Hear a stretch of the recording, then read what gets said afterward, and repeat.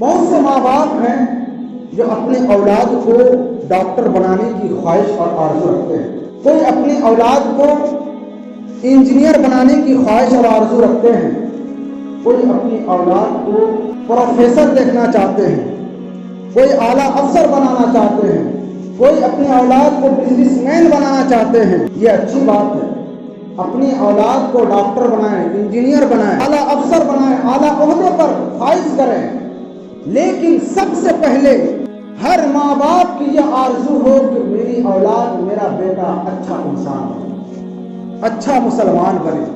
سب سے پہلے یہی آرزو ہونی چاہیے۔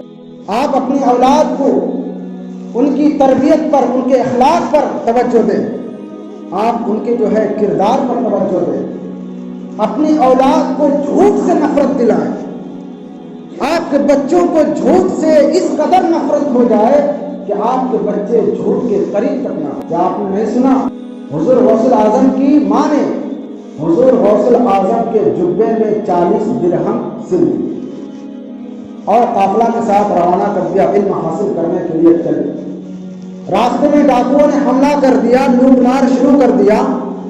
جب لوٹنے لگے تو ایک ڈاکو گزرتے ہوئے حضور غوث اعظم کے قریب پہنچتے ہیں اور کہتے ہیں کہ تیرے پاس بھی کچھ؟ حضور غوث اعظم نے فرمایا کہ ہاں، میرے پاس 40 درہم ہے۔ وہ ڈاکو حیرت زدہ ہو جاتا ہے اور کہتا ہے کہ بھائی، چوروں کو بھی پیسے بتائے جاتے ہیں۔ وہ ڈاکو حضور غوث اعظم کو لے کر اپنے سردار کے پاس پہنچا۔ سردار نے کہا، بیٹا تمہارے پاس کیا ہے؟ جب ان کی تلاشی لی گئی تو 40 درہم یقیناً ان کے پاس سے برآمد ہوئے۔ سردار نے کہا، بیٹا چوروں سے پیسے کو چھپایا جاتا ہے، ڈاکوؤں سے پیسے کو چھپایا جاتا ہے، تم بتا رہے ہو۔ تو حضور غوث اعظم نے کیا جواب دیا؟ مسلمانوں ذرا سنو، آپ بھی اپنے بچوں کی یہ پرورش کریں اور تلقین کریں، تربیت کریں۔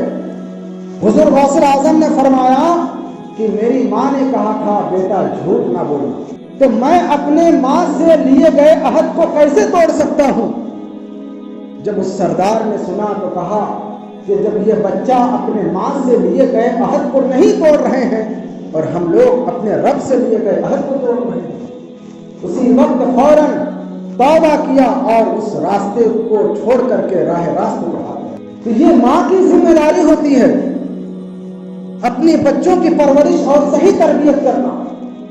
یہ ماں کی ذمہ داری ہے کہ اپنے بچوں کے سینے میں، اپنی اولاد کے سینے میں پیار پیدا کرے، اللہ کا پیار پیدا کرے، رسول اللہ صلی اللہ علیہ وسلم کا پیار پیدا کرے۔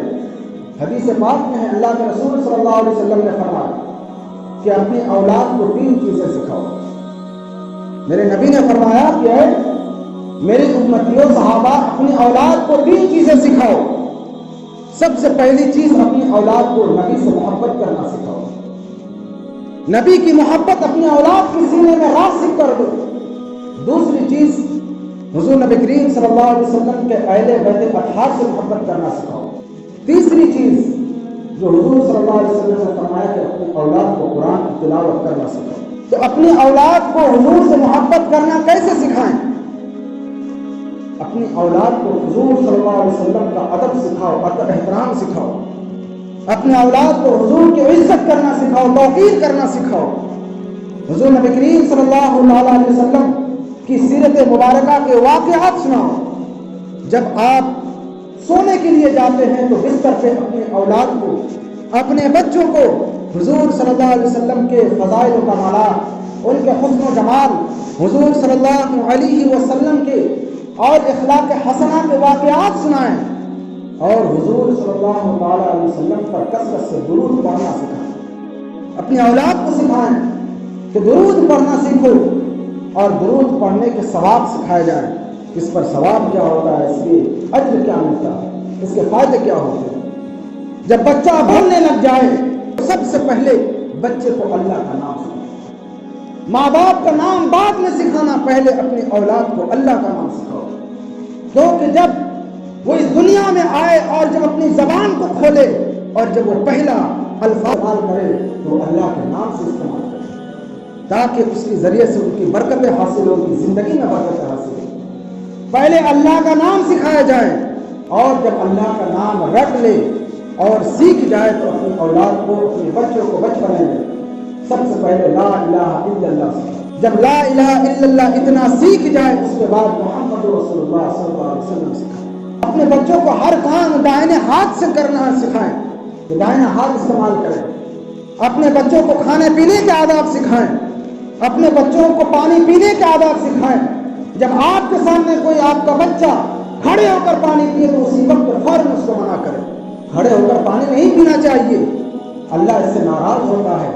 بچوں کو یہ سکھائیں، اللہ ناراض ہوتا ہے، یہ گناہ ہوتا ہے، کھڑے ہو کر پانی نہیں پینا چاہیے، بیٹھ کر پانی پیے۔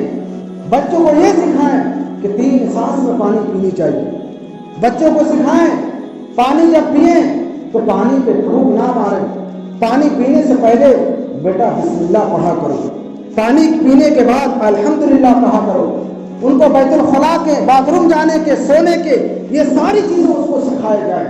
جب یہ ساری چیزیں بچپنے میں آپ سکھا دیں گے تو بڑا ہو کر کے آپ کو سکھانے کی ضرورت نہیں ہے، نہ کسی مولوی کو سکھانے کی ضرورت ہے۔ مدرسے میں کسی مولوی، استاد، امام کو پڑھانے کی اور اس کو سکھانے کی ضرورت نہیں ہے، کیونکہ آپ اس کو بچپنے سے یہ عادت دلا چکے ہیں اور اس کو سکھا چکے ہیں۔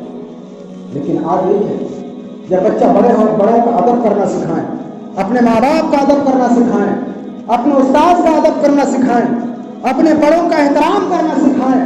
جب یہ ساری چیزیں بچپنے سے سیکھ جائیں گے تو بڑا ہو کر کے آپ کا بچہ بے ادب نہیں ہوگا اور آپ کا نافرمان نہیں ہوگا، کیونکہ بچے گیلی مٹی کی طرح ہوتے ہیں۔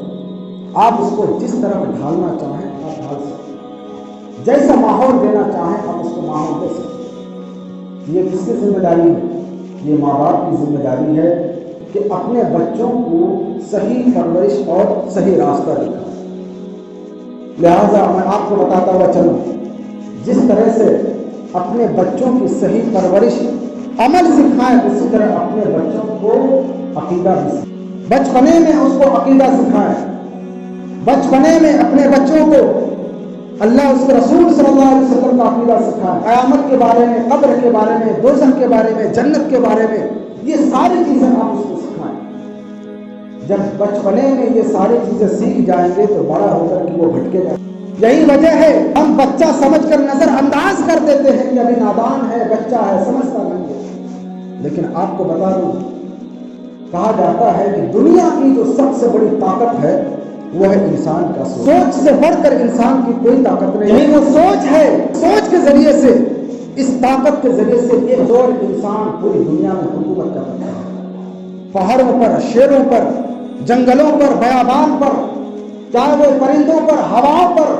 سمندروں پر، جو ہے آسمانوں پر، ہر جگہ انسان آج حکومت کر رہا ہے۔ اس کی وجہ کیا ہے؟ اس کی وجہ یہ کہ انسان کا جو سوچ ہے نا وہ سب سے بڑا پاورفل ہے۔ بچپنے میں یہ ساری چیزیں آپ سکھا دیں گے تو اپنے ذہن میں بچہ اس چیز کو بیٹھا لے گا، راسخ کر لے گا، اور پھر بڑا ہو کر کے وہ کبھی راہ راست سے بھٹکے گا۔ یہی وجہ ہے کہ ہم بچہ سمجھ کر، نادان سمجھ کر، جب اس کی ہم پرورش صحیح طریقے سے نہیں کرتے اور غلط چیزوں پر اس کو ہم نظر انداز کر دیتے ہیں، جب بچہ سمجھدار ہوتا ہے، فارغ البال ہوتا ہے تو اپنے عقیدے سے بھٹک جاتا ہے، دوسرے عقیدے میں چلے جاتا ہے۔ کیا وجہ ہے کہ آج جدھر دیکھو بڑی تیزی کے ساتھ دھیرے دھیرے سارے لوگ عقیدے چھوڑے جا رہے ہیں۔ آپ اپنے گاؤں کا ہی محاسبہ کر لیں تو آپ کو اندازہ ہوگا آپ کے گاؤں میں کتنے ایسے لوگ ہیں، بہت سارے لوگ ہیں جو آپ کی نظروں کے سامنے دھیرے دھیرے دوسرے عقیدے میں چلے جا رہے ہیں۔ دوسرے عقیدے کے بچے اپنے عقیدے سے نہیں بھٹکتے، لیکن کیا وجہ ہے جو آپ کے بچے آپ کے سامنے سے عقیدے چھوڑے جا رہے ہیں؟ اس لیے ہمارا نہ تو علم پر محنت ہے، نہ تو عقیدے پر محنت ہے، اور نہ ہی عمل پر محنت ہے۔ نہ ماں باپ عقیدے کو جانتے ہیں، معلوم کرتے ہیں، اور نہ ہی اپنے بچوں کو سکھاتے ہیں، عقیدے معلوم کراتے ہیں۔ اور اس کا نقصان کیا ہوتا ہے؟ یہی وجہ ہے کہ آج اہل سنت والجماعت کی بچیاں، ان کی لڑکیاں اگر کسی دوسرے عقیدے میں شادی کرا دی جائے تو 6 مہینے نہیں لگتے کہ اس کے عقیدے برباد ہو جاتے ہیں۔ بچپن سے لے کر 18، 20، 22 سال تک پرورش کی، آپ نے وہ کچھ نہیں سکھا پایا جو 6 مہینے میں اپنی سسرال دوسرے عقیدے کے اپنے عقیدے کو چینج کر لیں، کیونکہ اسے کچھ معلوم نہیں، اس کی کوئی بنیاد ہی نہیں ہے، آپ کے بچوں کی کوئی بنیاد ہی نہیں ہے۔ اہل سنت والجماعت کے بارے میں کچھ اسے معلوم ہی نہیں ہے، پتہ ہی نہیں، کچھ معلوم نہیں، کچھ پتہ ہی نہیں۔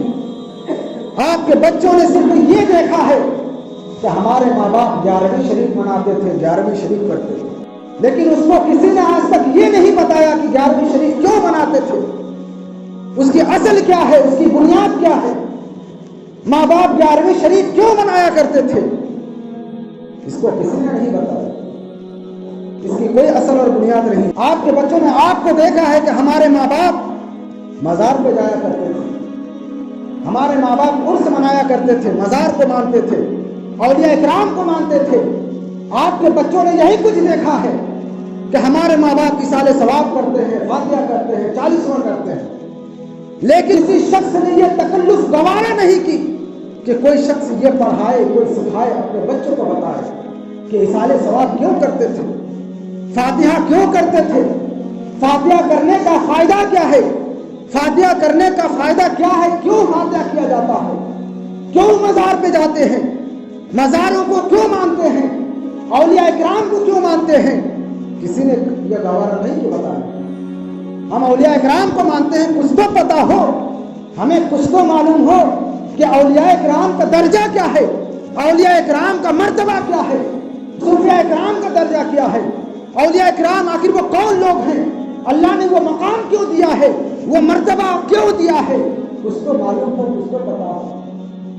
ہم نے اپنے بچوں کی جہالت میں پرورش کی ہے، یہی ہوتا ہے، اور دیکھا جاتا ہے کہ جب بچہ جوان ہوتا ہے، آپ کا بچہ جب سمجھدار ہوتا ہے، فارغ البال ہوتا ہے، جب دوسرے عقیدے کے لوگوں کی صحبت میں 2-4 دن بیٹھتے ہیں، آپ کا بچہ آپ کی نظروں کے سامنے دوسرے عقیدے میں چلے جاتے ہیں، اور وہی بچہ آپ کو، ماں باپ کو کہتا ہے کہ آپ کافر ہیں، مشرک ہیں، آپ قبر پوجوا ہیں، آپ مزاروں کو پوجتے ہیں، آپ کے سامنے آپ کا بچہ آپ پر فتویٰ لگاتا ہے۔ اس کی وجہ کیا ہے؟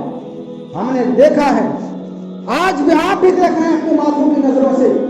آپ اپنے گاؤں کا محاسبہ کریں، اکثر گاؤں میں، اکثر محلے میں، اکثر گھروں میں یہ دیکھا گیا ہے کہ ماں باپ سنی صحیح العقیدہ ہے، لیکن اس کے بچے، ان کی اولاد، ان کے بیٹے دوسرے عقیدے میں چلے جا رہے ہیں، اپنے عقیدے کو چھوڑ کر دوسرے عقیدے میں چلا گیا ہے۔ ہم نے تو یہاں تک دیکھا ہے، ایسے کیسز بھی آئے ہیں جو وہ بچہ دوسرے عقیدے میں چلا جاتا ہے، اور کچھ دن گزرنے کے بعد ماں باپ کو اپنے گھر سے نکال دیتے ہیں، اپنے گھر سے نکال دیتے ہیں کہ آپ قبر پوجوا ہیں، آپ مزاروں کو پوجتے ہیں، آپ کافر ہیں، بدعتی ہیں، مشرک ہیں، اپنے گھروں سے نکال دیتے ہیں۔ اس وقت ماں باپ روتے ہیں۔ میں کہتا ہوں آپ کے بچوں نے آپ کو گھر سے نکالا، صحیح کیا، کیونکہ آپ نے ماں باپ ہونے کا حق ادا نہیں کیا، آپ نے بچپنے میں صحیح پرورش نہیں کی، ساری زندگی کما کر کے اپنی اولاد پر لگا دیتے ہیں کہ ان کو اچھا انسان بنانا ہے، ان کو اچھا جو ہے ایک انجینئر بنانا ہے، ان کو ڈاکٹر بنانا ہے، ان کو پروفیسر بنانا ہے، ان کو B.Com B.Tech کرانا ہے، گریجویشن کرانا ہے۔ ساری زندگی آپ نے قربان کر دیا اپنی بچوں کی دنیا سنوارنے کے لیے۔ میں آپ سے پوچھتا ہوں، کتنی محنت کرتے ہیں اپنے بچوں کا دین سنوارنے کے لیے؟ پوری زندگی خون پسینہ بہا کر کے آپ نے اپنے بچوں کی دنیا سنوارنے کے لیے، ان کو اعلیٰ بنانے کے لیے وقت گزار دیا، لیکن میں آپ سے پوچھتا ہوں کتنی محنت کرتے ہیں اپنے بچوں کا دین بچانے کے لیے، اس کا عقیدہ بچانے کے لیے؟ کتنا وقت لگاتے ہیں اپنے بچوں کا عقیدہ بچانے کے لیے، اس کا دین سنوارنے کے لیے، اور اس کا فیوچر بچانے کے لیے؟ مسلمانوں، یہ چھوٹی چھوٹی چیزوں پر نظر رکھنی چاہیے، اس سے بہت بڑا نقصان ہونے والا ہے، کیونکہ بچہ بچپنے میں جس چیز کو سیکھ جاتا ہے اس کو ہمیشہ مرتے دم تک اس چیز کو یاد رکھتا ہے، مرتے دم تک اس چیز کو یاد رکھتا ہے۔ آج آپ اپنے بچوں کو دوسرے عقیدے کے مدرسے کو بھیج رہے ہیں، بچہ ہے، نادان ہے، کیا ہو جائے گا دوسرے عقیدے کے مدرسے میں پڑھے گا تو؟ یہی بچہ جب بچپنے میں دوسرے عقیدے کے مدرسے میں جاتا ہے، وہ بچہ اپنے ذہن کو کوٹ کرتا ہے، یہ بھی صحیح ہے، اگر یہ غلط ہوتا تو ہمارے ماں باپ اس کے مدرسے میں نہیں بھیجتے، ہمارے ماں باپ اس کے مدرسے میں نہیں بھیجتا۔ پتا چلا کہ یہ بھی صحیح ہے، یہ غلط نہیں ہو سکتا، نتیجتاً بڑا ہو کر کے اس کے عقیدے میں چلا۔ یہ سب سے بڑا نقصان ہے۔ مسلمانوں اس چیز پر غور کریں، جب آپ کے بچے دوسرے عقیدے کے لوگوں کی صحبت میں بیٹھتا ہے اور ان سے جب باتیں کرتا ہے 2-4 دن بیٹھتا ہے، کیونکہ دوسرے عقیدے کے لوگوں کو کچھ قرآن کی آیتیں، کچھ حدیثیں اس کو رٹا رکھا ہے، طوطے کی طرح رٹا رکھا ہے کہ جہاں ملے، کوئی بھی ملے، فوراً آیتیں پیش کرو، قرآن کی آیتیں پیش، حدیث پیش کرو، قرآن کی آیتیں پیش کرو۔ اسی وجہ سے جہاں کوئی مل جاتا ہے، اہل سنت والجماعت کا کوئی فرد مل جاتا ہے، اس کو فوراً قرآن کی آیت پیش کرو۔ آپ کے بچے عقیدے کے بارے میں تو کچھ معلوم نہیں ہے، اہل سنت والجماعت کے بارے میں تو کچھ معلوم نہیں ہے، انگریزی کے بارے میں جانکاری ہے، حدیث کے بارے میں تو معلوم ہی نہیں ہے۔ یہی وجہ ہے جب آپ کے بچے کے سامنے کوئی دوسرے عقیدے کا انسان قرآن کی آیت پیش کرتا ہے، وہ کہتا ہے کہ بھائی دیکھو، یہ لوگ اللہ کو چھوڑ کر کے مزاروں کو جا کر کے اولاد بناتے ہیں۔ ارے اولاد کو صرف اللہ دیتا ہے، اللہ کے علاوہ کوئی اولاد نہیں دے سکتا، اور تم لوگ، تمہارے ماں باپ مزاروں میں جا کر کے اولاد مانگتے ہیں۔ دیکھو قرآن کی آیت ہے، یَهَبُ لِمَن يَشَاءُ إِنَاثًا وَيَهَبُ لِمَن يَشَاءُ الذُّكُورَ۔ اللہ فرماتا ہے قرآن میں کہ جسے چاہتا ہے اللہ تعالیٰ بیٹا دیتا ہے، جسے چاہتا ہے بیٹی دیتا ہے، جسے چاہتا ہے بیٹا بیٹی دونوں دیتا ہے، اور جسے چاہتا ہے اسے اولاد سے محروم رکھتا ہے۔ یہ تو قرآن کہہ رہا ہے، یہ اللہ کا فرمان ہے کہ اللہ کے علاوہ کوئی اولاد نہیں دیتا۔ تمہارے ماں باپ مزاروں میں جا کے اولاد مانگتے ہیں۔ جب قرآن کی آیت آپ کے بچوں کے سامنے پیش کرتے ہیں تو آپ کا بچہ متذبذب ہو جاتا ہے، پھسل جاتا ہے۔ اب کہتے ہیں کہ صحیح، واقعی ہمارے ماں باپ غلط ہیں، یہ تو صحیح بات ہے کہ اللہ کو اولاد دیتا ہے۔ ہمارے پاس یہ شخص آیا اور آ کر کہنے لگا کہ جناب، اللہ کو چھوڑ کر ولیوں سے کیوں مانگتے ہیں؟ اللہ کو چھوڑ کر کے مزاروں میں جا کر کے اولاد کیوں مانگتے ہیں؟ ان سے کیوں مانگتے ہیں؟ اولاد کو دینے والا صرف رب ہے، اللہ تبارک و تعالیٰ۔ میں نے ان سے کہا کہ اچھا یہ بتاؤ بھائی، آپ کا جو بھائی ہے، ان کا ایک بھائی تھا جو 5 سال سے بہت پریشان تھا، ان کی اولادیں نہیں ہو رہی، تو آپ کا بھائی بہت ہی پریشان تھا، اولاد نہیں ہو رہی تھی، کافی 5 سال سے پریشان تھا، ان کی اولاد نہیں تھا۔ ہاں اولاد ہوئی، اللہ کا شکر ہے، ان کو اولاد ہوئی۔ کیسے ہوئی؟ کہ فلاں جگہ ایک حکیم صاحب ہیں، بہت ہی زبردست حکیم، اور انہوں اس حکیم نے 1 مہینے تک جڑی بوٹی ہمارے بھائی کو دیا، 1 مہینے تک وہ کھایا، ان کو اولاد ہو گئی۔ اب اسی حکیم کی وجہ سے، اسی جڑی بوٹی کی وجہ سے ہمارے بھائی کو اولاد نصیب۔ میں نے کہا توبہ کرو، توبہ کرو۔ ارے ابھی تم نے کہا کہ صرف اللہ تبارک و تعالیٰ ہی اولاد دیتا ہے، تو اس حکیم کی کیا مجال، اس جڑی بوٹی میں کیا طاقت کہ تمہارے بھائی کو اولاد دے؟ اس نے کہا کہ بھائی بات یہ نہیں، آپ سمجھے نہیں۔ میں نے کیا نہیں سمجھے؟ وہ کہتا ہے کہ دراصل اولاد تو اللہ تبارک و تعالیٰ ہی دیا ہے، اولاد اللہ ہی دیا ہے، لیکن حکیم کی وجہ سے اور جڑی بوٹی استعمال کرنے کی وجہ سے اللہ تبارک و تعالیٰ نے دیا ہے۔ میں نے کہا ہمارا بھی تو یہ عقیدہ ہے۔ ارے ہم اولیاء کرام کے پاس جاتے ہیں، مزاروں میں جاتے ہیں، ارے خواجہ غریب نواز کی بارگاہ میں جاتے ہیں، تاج الدین ناگپوری کی بارگاہ میں جاتے ہیں، وہ اولاد نہیں دیتے۔ تاج الدین ناگپوری، خواجہ غریب نواز اولاد نہیں دیتے، ارے وہ بھی تو اللہ سے مانگ کر کے ہمیں اولاد دیتے۔ کوئی ولی بھی اگر اولاد دیتا ہے تو وہ رب سے مانگ کر کے دیتا ہے۔ ارے اللہ نے اس جڑی بوٹی میں، اس حکیم میں اگر اولاد رکھی ہے تو اولیاء کرام کی دعا میں اولاد کیوں نہیں رکھی؟ ان حکیم میں، ان جڑی بوٹیوں میں جس طرح اللہ نے اولاد رکھی ہے، اللہ تعالیٰ نے اولیاء کرام کی دعاؤں میں اولاد رکھی ہے۔ ہم اولیاء کرام کی بارگاہ میں جاتے ہیں تو در حقیقت ہم اللہ سے مانگتے ہیں۔ کسی ولی سے اگر ہم اولاد مانگتے ہیں، در حقیقت ہم اللہ سے مانگتے ہیں۔ ہم تو یہ کہتے ہیں، اے تاج الدین ناگپوری، اے فقیر شاہ رحمۃ اللہ علیہ، آپ اللہ کی بارگاہ میں دعا کریں، ہم گناہگار ہیں، بدکار ہیں، سیاکار ہیں، آپ اللہ کے نیک انسان ہیں، آپ اللہ کا ولی ہیں، آپ ہمارے لیے رب کی بارگاہ میں دعا کریں، فریاد کریں، تاکہ آپ کے ذریعے سے اللہ تعالیٰ ہمیں اولاد نصیب کرے۔ ہم تو یہی دعا مانگتے ہیں۔ مسلمانوں، تو یہ کون بتائے گا اپنی اولاد کو کہ اس طریقے سے مزاروں میں جایا کرو، اولیاء کرام سے اس طریقے سے اولاد مانگا کرو؟ فاتحہ کرنے کا طریقہ یہ ہے، کس طریقے سے فاتحہ کرنی چاہیے، مزار میں جانے کا ادب کیا ہونی چاہیے، یہ کون بتائے گا؟ یہ آپ کو بتانا پڑے گا اپنی اولاد کو۔ اور یہ کب؟ اگر یہ عقیدے آپ بچوں کو نہیں سکھائیں گے تو وہ وقت دور نہیں ہے जो आपके घरों में घुस करके आपके औलाद के अकीदे को छीने, आपके घरों में घुस करके अकीदे छीने। हमारा काम सिर्फ आपको बताना है, उंगली पकड़ कर बच्चों को चलाना वो आपकी जिम्मेदारी, माँ बाप की जिम्मेदारी। यही वजह है उसका केस मजबूत था, आज उसी के वकील कमजोर पड़ गए, उसी के वकील कमजोर पड़ गए। जिसके केस में कोई दम ही नहीं है, जिसकी कोई बुनियाद ही नहीं है, जिसकी कोई असल ही नहीं है, बिल्कुल कमजोर है, आज उसी के वकील मजबूत पड़ चुके हैं, आज उसी के वकील मजबूत हो चुके हैं। अपने घरों में इल्म का मेजार पैदा करो, अपने घरों में जो है इल्म का और इस्लामिक कल्चर जिंदा करो, वरना आपके घर के चिराग बुझ जाएंगे और आपके घर में आग लग जाएगी। आपके घर के चिराग बुझ जाएंगे और आपके घर में आग लग जाएगी। आप ही के चिराग से आप ही के घर में आग लगे। इसलिए मुसलमानों, अपने घर को बचाओ, अपनी औलाद को बचाओ। इसलिए अल्लाह ने फरमाया अपने आप को और अपनी औलाद को जहन्नम की आग से बचाओ। जब आप अभी से अपने बच्चों की परवरिश नहीं करेंगे और सही रास्ता नहीं दिखाएंगे तो बड़ा होकर के वो भटके। अपने बच्चों को उन लोगों से, दूसरे अकीदों के मदरसों से, मस्जिदों से, उन लोगों की सोबत से दूर रखो। ये ना सोचो कि अभी छोटा नादान है। अगर आप अभी उसको सही रास्ता ना दिखाएं और उनके मदरसों में भेजते रहें तो कसम खुदा की वो दिन करीब नहीं है जो आपके बच्चों के ईमान बर्बाद होते हुए आप अपनी नजरों से देखें। हमारा काम है सिर्फ आपको बताना, आप माने ना माने आपका काम है हमारा काम फकत पहुँचाना पैगाम। वाक़ दावाना अल्हम्दुलिल्लाह रब्बिल आलमीन। जो हज़रात सुन्नत नहीं पढ़े वो सुन्नत